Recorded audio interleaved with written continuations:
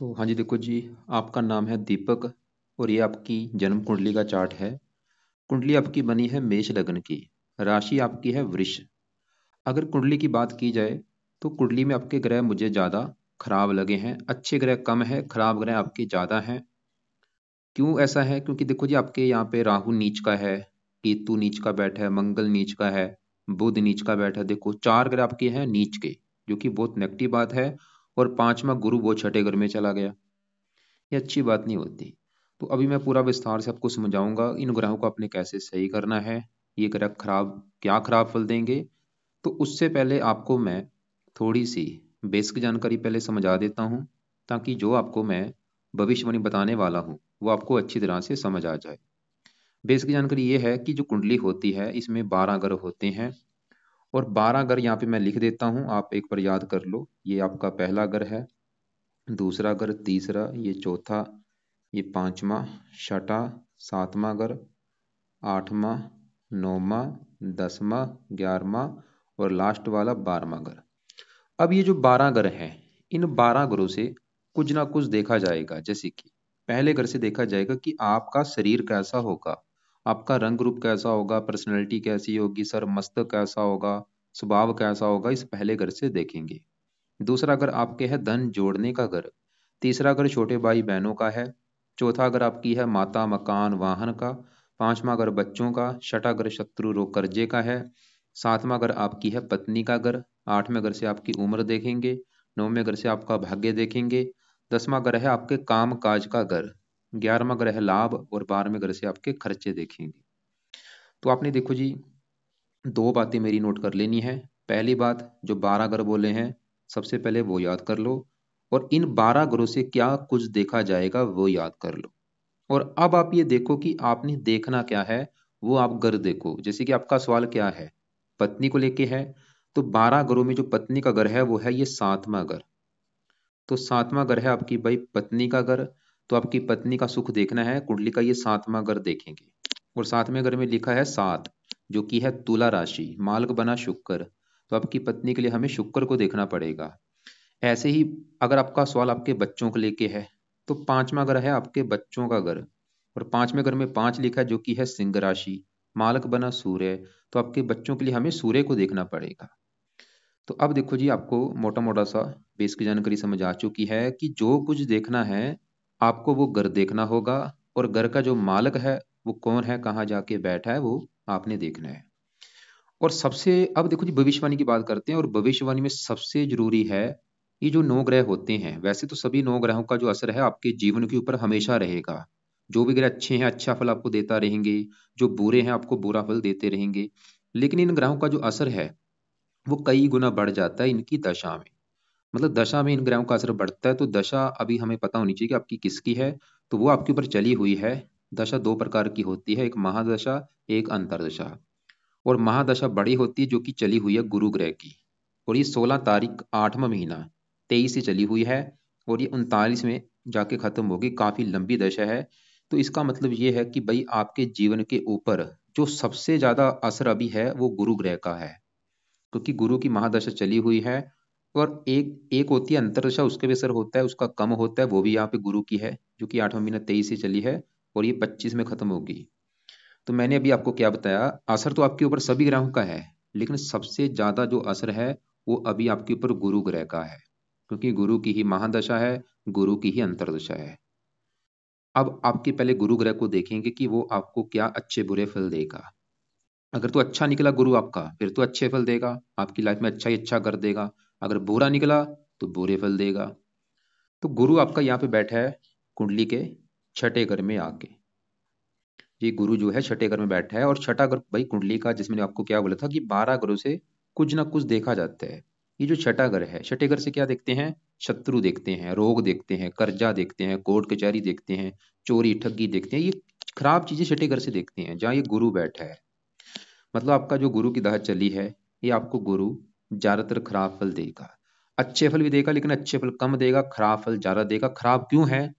क्योंकि गुरु आपके कुंडली के छठे घर में आके बैठ चुका है, जो कि छठा घर है शत्रु रोग कर्जे का घर। क्या खराब फल देगा?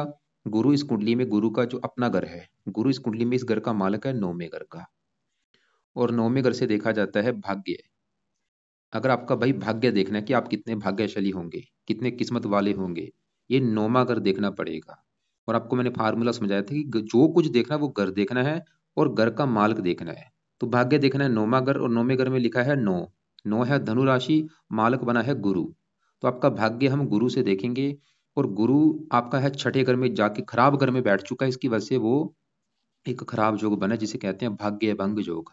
मतलब गुरु ये दिखा रहा है आपका भाग्य भाई साथ नहीं देगा, आपको भाग्योदय संबंधी आएंगी बहुत सारी दिक्कतें, गुरु ये दिखा रहा है। और अभी जो गुरु की दाह चली है ये छठे घर को एक्टिवेट कर देगा। छठा घर किसका? रोग। गुरु ये दिखा रहा है आपको रोगी बना देगा। छठा घर किसका? शत्रु। आपके शत्रु बढ़ा देगा। छठा घर कर्जे का, आपको कर्जदार बना देगा। और गुरु की है 3 दृष्टियां, यहां से बैठा बैठा 5वीं दृष्टि पड़ेगी इस 10वें घर के ऊपर। 10वें घर में जो 10 लिखा है ये है मकर राशि, गुरु की नीच राशि। गुरु 10वें घर की भी हानि कर देगा। जो काम काज का घर है, आपके काम काज में दिक्कतें बहुत ज्यादा पैदा कर देगा। पिता संबंधी दिक्कतें, मान प्रतिष्ठा में कमी, सरकारी कामों में दिक्कतें। कहने का मेरा मतलब ये है कि आपकी जो गुरु की दाह चली, सम आपका अच्छा नहीं है। इसको सही करना आपके लिए बहुत जरूरी है। इसको सही कर लिया, आपका भाग्य भी साथ देगा। आप बीमारियों से बचेंगे, दुश्मनों से बचेंगे, कर्जे से बचेंगे, आपकी काम काज की भी दिक्कतें नहीं आएंगी। और एक और बात, आपको देखो जी, अगर अपनी लाइफ में चेंज लाना है, कि आपके मन में है कि भाई आगे बढ़ना है, जीवन में सफल होना है, धन कमाना है, आपको काफी पाठ पूजा करने पड़ेंगे, क्योंकि ग्रह है ही आपके खराब। ऐसे इतने काफी ग्रह खराब भाई, एक ग्रह खराब नहीं है। खाली ये नहीं कि गुरु खराब है, नीच के राहु नीच का है, इतने ग्रह खराब है। इसे हम, ये ऐसी कुंडली अच्छी कुंडली नहीं होती, ये श्रापित कुंडली भी होती है, क्योंकि इतने ग्रह भाई खराब हैं। तो एक तो मतलब आपको धर्म का सहारा लेना पड़ेगा, धार्मिक बनो, मंदिर में जाओ, पाठ पूजा करो, उनसे आगे रिक्वेस्ट करो कि आपको मतलब आपकी दिक्कतें दूर हों। अब सबसे पहले सवाल है कि गुरु के लिए क्या करना है। तो पहला जो गुरु का उपाय है वो है, आप इसके मंत्रों को एक बार पूरा करो, जो कि है 19,000। ये 19,000 आपने मंत्र एक बार पूरे करने हैं संकल्प लेके। आज जैसे शुक्रवार है, अभी जो गुरुवार आएगा, हफ्ता पूरा पड़ा है, तो गुरुवार के दिन स्टार्ट करना संकल्प लेके। कैसे? सुबह के टाइम संकल्प लेना, आप ये बोलना कि हे गुरु देवता जी, मेरा नाम दीपक संदीप है, मेरी जात ये है, गोत ये है, आपकी मेरे ऊपर चली हुई है महादशा, और गुरु देवता जी आप मेरी कुंडली के 9वें घर के मालक, भाग्य घर के मालक हैं, और मुझे भाग्य संबंधी आ रही बहुत सारी दिक्कतें, भाग्य मेरा बिल्कुल साथ नहीं दे रहा, उल्टा मेरे सर के ऊपर कर्जा हो चुका है, काम काज में दिक्कतें आ रही हैं। गुरु देवता जी मैं चाहता हूँ मेरी ये दिक्कतें दूर हों, इसलिए आज से आपके जो मंत्रों की संख्या है वो मैं पूरी करने जा रहा हूँ, ताकि आप प्रसन्न हों, आपकी कृपा दृष्टि मेरे ऊपर बने। तो इस प्रकार आप गुरुवार से शुरू करो, ये मंत्र पूरे कर लेने हैं। और ये मंत्र देखो जी, चाहे 19 ईयर कर लो, आपकी मर्जी है, चाहे आप इसको 4 गुना ज्यादा भी कर सकते हैं।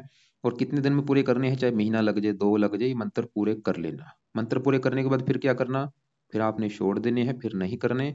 फिर आपने दूसरे उपाय को करना है, वो नहीं छोड़ना, जो कि है गुरु कवच का पाठ।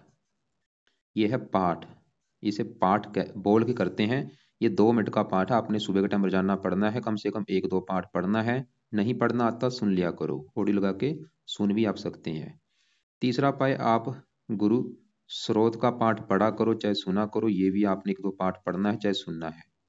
चौथा पाए, आपने हो सके तो गुरु का व्रत रखो। मतलब हर गुरुवार का जो दिन होता है, बृहस्पतिवार का जो दिन होगा, उस दिन व्रत रख लिया करो। व्रत में क्या रखना है, दिन में आपने खाली फल फ्रूट खाना है, रात को एक टाइम भोजन करना है, और जो एक टाइम भोजन करेंगे उसमें नमक का सेवन नहीं होना चाहिए। तो बृहस्पतिवार के दिन व्रत भी रखो, उस दिन कथा कर सकते हैं, बृहस्पतिवार की जो कथा होती है आरती करो, नहीं तो खाली व्रत जरूर रखो। और अगर आपको लगता है कि मैंने व्रत कभी नहीं रखा, तो चाहे रहने देना, मत रखना। लेकिन रख सकते हो तो अच्छी बात है। और एक पांचवा उपाय है जो कि बहुत जरूरी है, वो है आप दान किया करो पीले रंग का हर गुरुवार को। और जब भी पीले रंग का दान करेंगे गुरुवार को, तो गुरु का मंत्र मन में करते करते वो दान पीले रंग का आपने करना है। क्या दान है आपको मैं वीडियो लग से भेज दूंगा। अब आपको मैंने क्या क्या बोला है, पहला कि ये मंत्र एक बार 19,000 या 4 गुना ज्यादा पूरे कर लो। मंत्र जब आपके पूरे हो जाएंगे, उसको छोड़ के फिर आप ये पाठ पढ़ने शुरू कर देना। गुरु कवच का पाठ और स्रोत का पाठ, चाहे एक एक पढ़ लो, चाहे 2-2 पढ़ लो, चाहे सुन लिया करो। सुबह के टाइम रोजाना पढ़ने हैं, चाहे सुनने हैं, लंबे समय के लिए छोड़ने नहीं। और गुरु का दान भी आपने करते रहना है, हर गुरुवार को कर दिया करो। रोजाना भी कर सकते हैं, या हफ्ते में 3-4 दिन कर दिया करो, या खाली गुरुवार को जरूर किया करो। बाकी व्रत आपकी मर्जी है।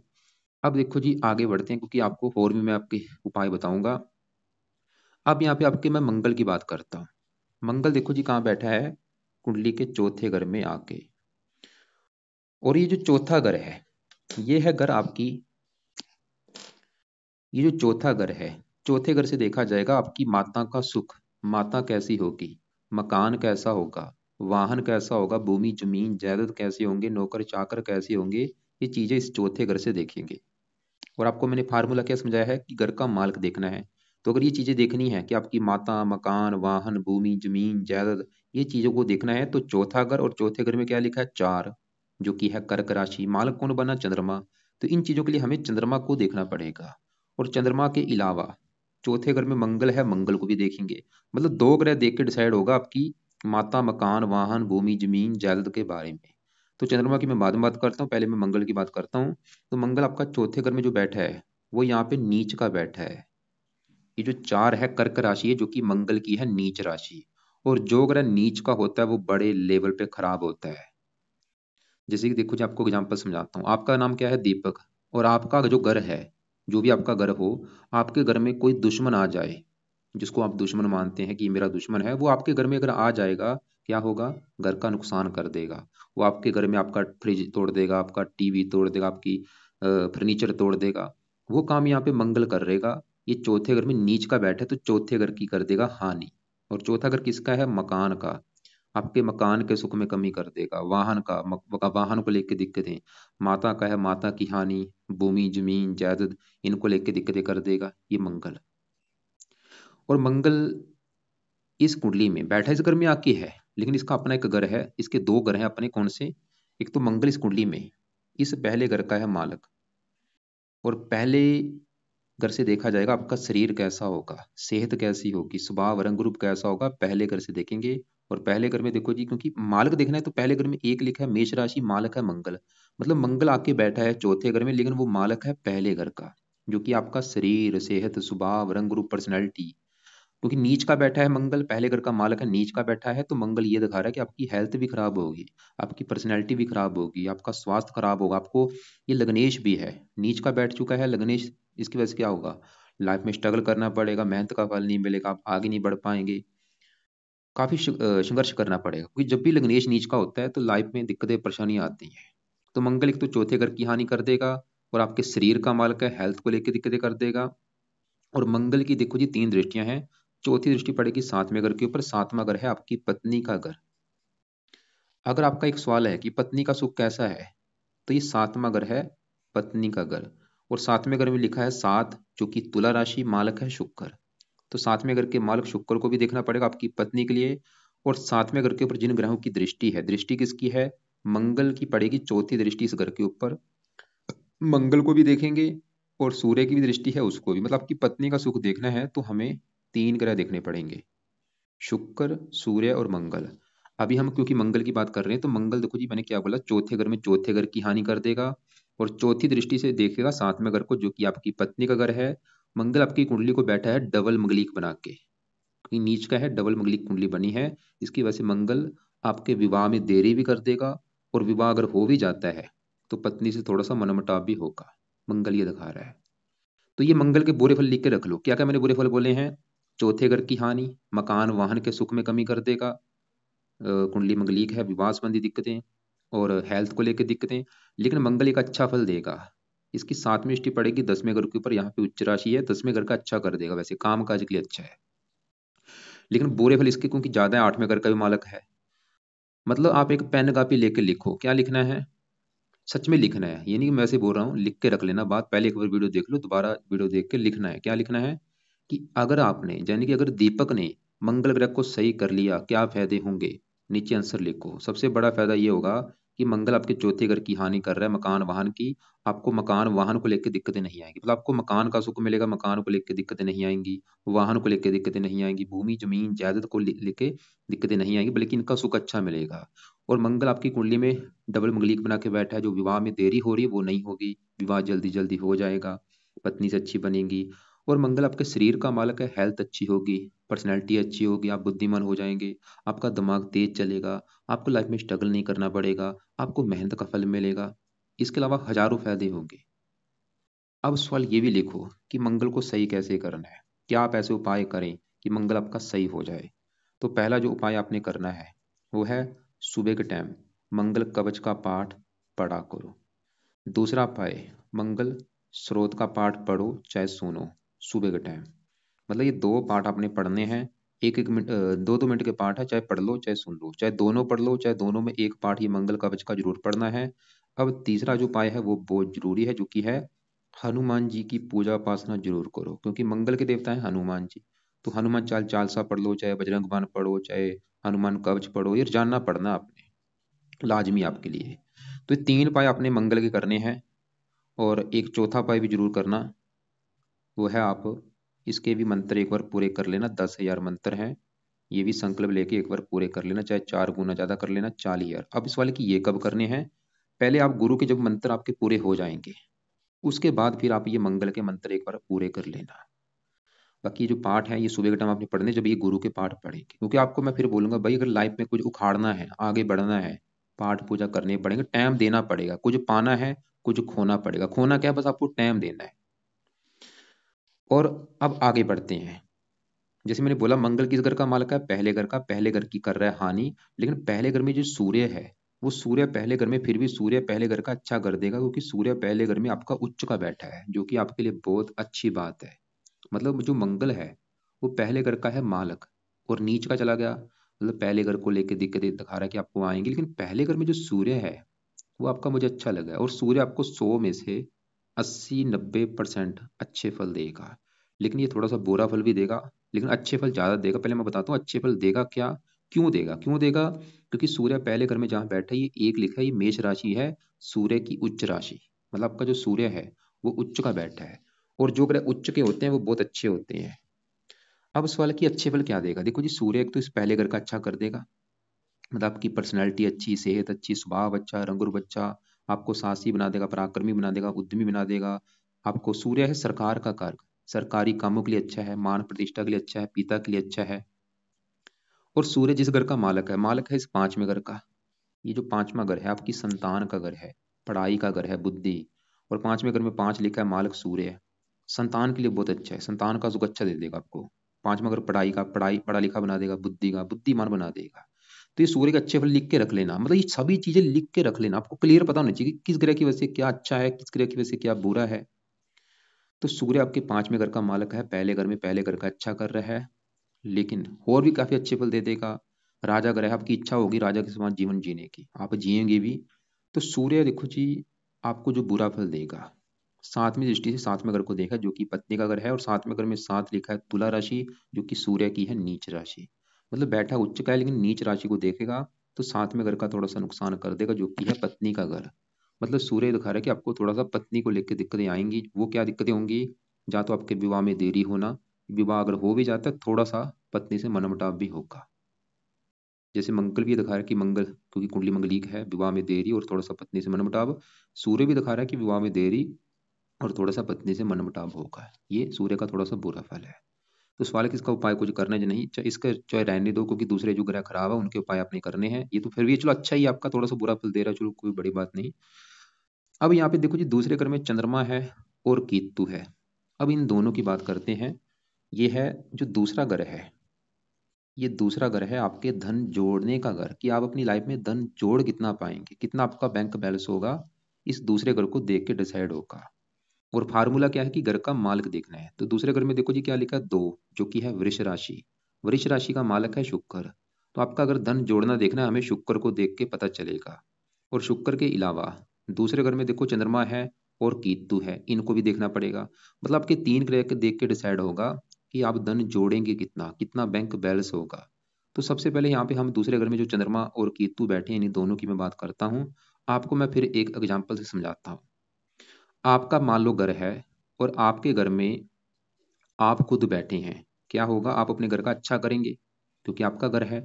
लेकिन मान लो आप ही के घर में आप ही के साथ एक आपका दुश्मन बैठा हो। दुश्मन क्या करेगा, वो आपके घर का नुकसान कर देगा, घर में पड़ा सामान तोड़ देगा। लेकिन अगर आप वहीं पे होंगे, आप उसको रोकेंगे भी कि भाई मेरा घर है, मेरे घर का नुकसान मत करो।